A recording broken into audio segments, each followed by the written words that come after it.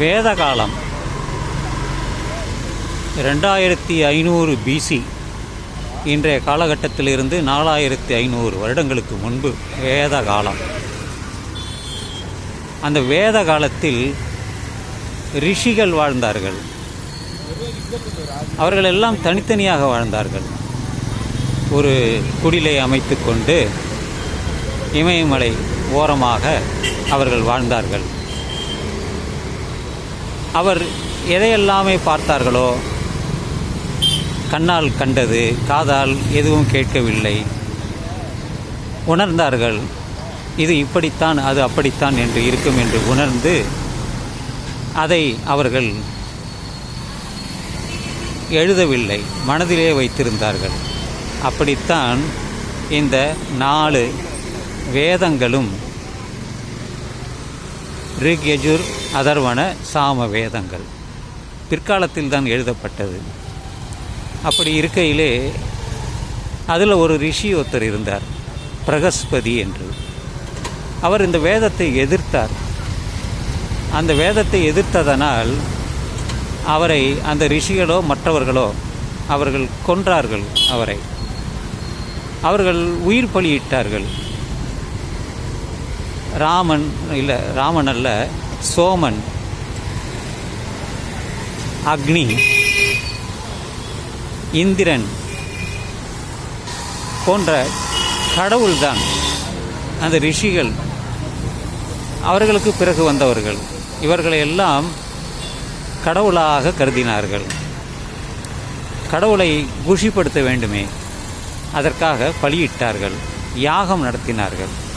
அப்படி சொல்லப்பட்ட ஒரு யாகம்தான் அஸ்வமேத யாகம். உயிர் பலியிடுவதை பிடிக்கவில்லை. யாருக்கு பிடிக்கவில்லை என்றால், இந்த புத்தர் வாழ்ந்த காலத்தில் அவருக்கு அது பிடிக்கவே இல்லை. அதனால்தான் அவர் இந்த கடவுள் என்று இவர்கள் எதையெல்லாம் சொல்கிறாளோ அதையெல்லாம் அல்ல, உண்மை அல்ல என்று ஒரு மதத்தை புத்த மதமாக உருவினார். அவருடைய பெயர் சித்தார்த்தா தான். அவர் ஞானம் அடைந்த பிறகு அவர் ஒரு புத்தராக சொன்னார்கள். பல புத்தர்கள் இருக்கிறார்கள். யாரெல்லாம் ஞானம் அடைந்தார்களோ அவர்களெல்லாம் புத்தர்கள். அதுபோல் ரிஷிகள் பலர் இருக்கிறார்கள். சப்த ரிஷி இருக்கிறார்கள். இன்னும் பல எத்தனையோ அக்ரி என பல ரிஷிகள் இருக்கிறார்கள். இதெல்லாம் எதற்கு என்றால் அந்த பலியிடுவதில் தான்.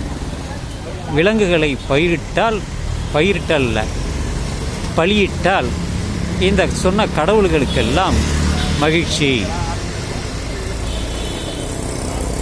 அதை பிடிக்கவில்லை.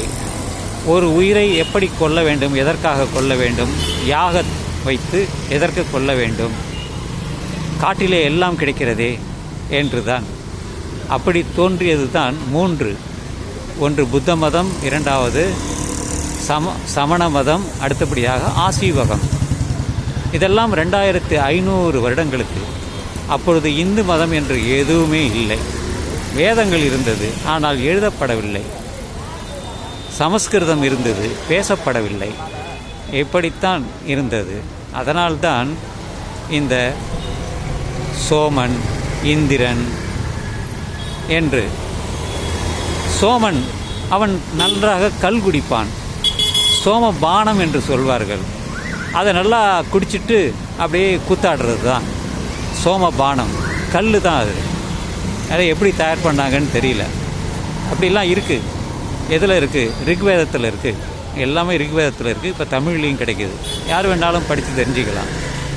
அதனால்தான் சொல்கிறேன், இந்த மதங்கள் எல்லாம் மக்களை ஏமாற்றுகின்றது. எல்லா மதங்களுமே. உனக்கென்று ஒரு கொள்கை இருந்தால் அதை பற்றிக்கொள், அதன்படி வாழ்க்கையை நடத்து.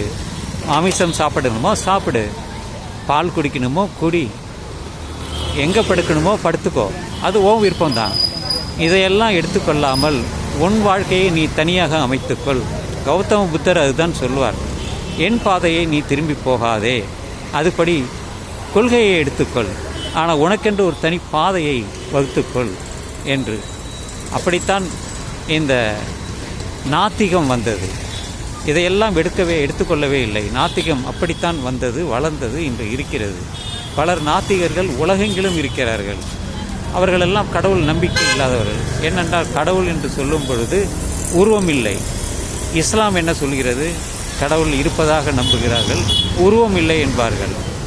அவர்களுடைய எந்த தொழுகைக்கு போனாலும் எந்த உருவத்தையும் பார்க்காமல் அவர்கள் அவர் வேதம் அல்ல, அந்த அவர்கள் சொன்ன குரானில் படி அவர்கள் ஓதுவார்கள், செய்வார்கள். அப்படித்தான் காற்று உருவம் இல்லாதது, வாசனை உருவம் இல்லாதது, தண்ணீருக்கு உருவம் கிடையாதது. இதுபோல் வானத்தை பார்த்தால் அங்கே எதுவுமே இல்லை. மேகத்தை பார்த்தால் கொஞ்ச நேரம் கழித்தால் போய்விடும். எல்லாமே அப்படித்தான். அதுதான் மாயை. மாயை என்பது அதுதான், நிலையாக அங்கே இருக்காது. எனவே நண்பர்களே, இது என்னுடைய கருத்தாகும். இதை நீங்கள் ஏற்றுக்கொண்டாலும் அல்லது மறுத்தாலும் அது உங்கள் இஷ்டம். என் கருத்துக்களை நான் தெரிந்து வைத்ததை உங்களுக்கு தெரிவிக்கிறேன் என்று சொல்லி இந்த இரவு பதிவை நான் நிறைவு செய்கிறேன் நண்பர்களே. Good night. எல்லோருக்கும் இனிய இரவாக அமையட்டும் என்று சொல்லி இந்த பதிவை நான் நிறைவு செய்கிறேன்.